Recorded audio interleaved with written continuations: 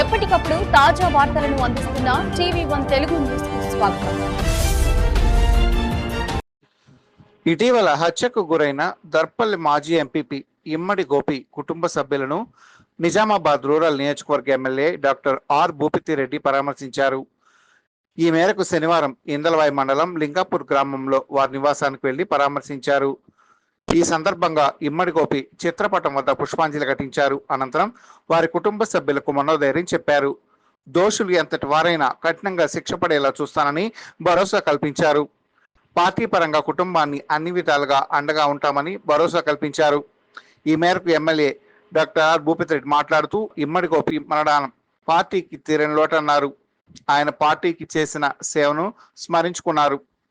గోపి హత్యలో నిందితులు ఎవరైనా చట్ట ప్రకారం శిక్ష పడేలా చూస్తామన్నారు. ఇప్పటికే ఈ విషయమై సిపి పోలీసు ఉన్నతాధికారులతో మాట్లాడటం జరిగిందని, ఎమ్మెల్యే దోషులకు శిక్ష పడేలా దర్యాప్తు ముమ్మరం చేయిస్తానని సూచించినట్లుగా తెలిపారు.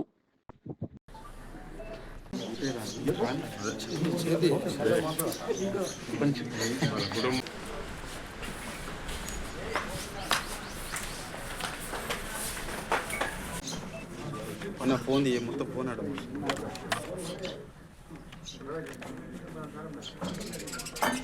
దర్పల్లి మాజీ ఎంపీపీ, అదేవిధంగా మా కాంగ్రెస్ పార్టీ సీనియర్ నాయకులు మరి ఇమ్మడి గోపి గారి మరణం అన్నది, హత్య అన్నది తీరని లోటు. చాలా తీవ్రంగా దాన్ని ఖండిస్తున్నాం. సో ఆ రోజే నేను డెడ్ బాడీ ఇక్కడ పోస్ట్ మార్టం చేసి తీసుకుని వచ్చిన తర్వాత ఇక్కడికి వచ్చి మరి వాళ్ళకి నివారణ అర్పించి వాళ్ళ కుటుంబానికి కూడా ధైర్యం ఇవ్వడం జరిగింది. ఆ రోజు చెప్పడం జరిగింది, ఎట్టి పరిస్థితులలో నేరస్తులను ఎవరిని కూడా వదిలే ప్రసక్తే లేదు.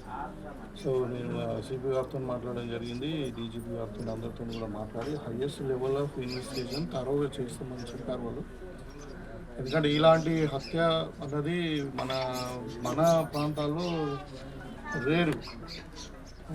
మన గంగాధర్ గారు వాళ్ళ అప్పుడు నల్లవెల్లు అయిందంటే 4 ఏళ్ల కింద, మరి ఇప్పుడు అయింది. ఇలాంటివి జరగకూడదు, ఎట్టి పరిస్థితుల్లో ఎవరైనా దోషులను కఠినంగా శిక్షించాలని చెప్పినప్పుడు పోలీస్ వాళ్ళు కూడా నైట్ మిడ్నైట్ 10:30 నుండి ఇన్సిడెంట్ ఎప్పుడైతే వాళ్ళకి ఫోన్స్ వచ్చినాయో అప్పటి నుండి తరోగా వాళ్ళు ఎంబటి ఉండి దగ్గరుండి అన్నీ కూడా చూసి మరి కల్పిట్స్ కూడా పట్టుకున్నారు. 7 రిమైండ్ కూడా పంపించడం జరిగింది.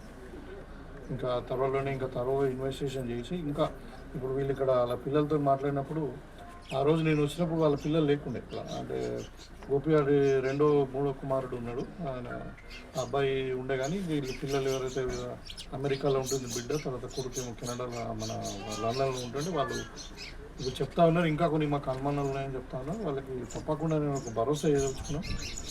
మీరు ఎవరున్నా కానీ ఇంకా మళ్ళీ రిటర్న్గా కంప్లైంట్ ఇవ్వండి, తప్పకుండా వాళ్ళని కూడా తెలిసి ఇన్వెస్టిగేట్ చేస్తారు. ఏది ఉంటుంది దోషులు ఎట్టి పరిస్థితుల్లో శిక్ష పడాల్సిందే.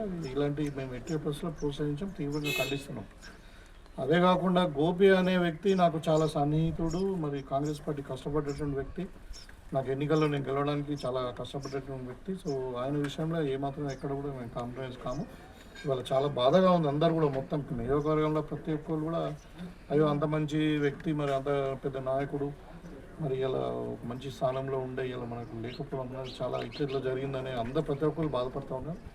సో దాన్ని తప్పకుండా ప్రాపర్గా పోలీస్ డిపార్ట్మెంట్ వాళ్ళు, తర్వాత తూద కోర్టు ఏది ఉంటుంది నేను చేసి పెడతామన్నది ఒకటి. అదే కాకుండా ఇవాళ ఈ కుటుంబానికి కూడా మనం పార్టీ పరంగా ఎమ్మెల్యేగా నేను పూర్తిగా వాళ్ళకి ఒక భరోసా ఇస్తూ, అంటే ఇంకా కొంతమంది థ్రెటనింగ్ చేస్తున్నారు మా కుటుంబాన్ని బయటకు వచ్చినాక మేము అది చేస్తాం ఇది చేస్తామని, అలాంటిది ఏమి ఉండదు.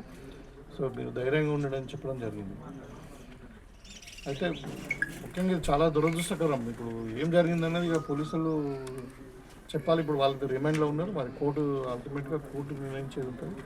సరే మనకి ప్రభుత్వ పరంగా పీపీ కానీ అడ్వకేట్స్ కూడా అందరూ కూడా మేము సమాయత్తం చేసి దీన్ని గట్టిగా వాళ్ళకి శిక్ష పడేటట్టు ప్రయత్నం చేస్తామని.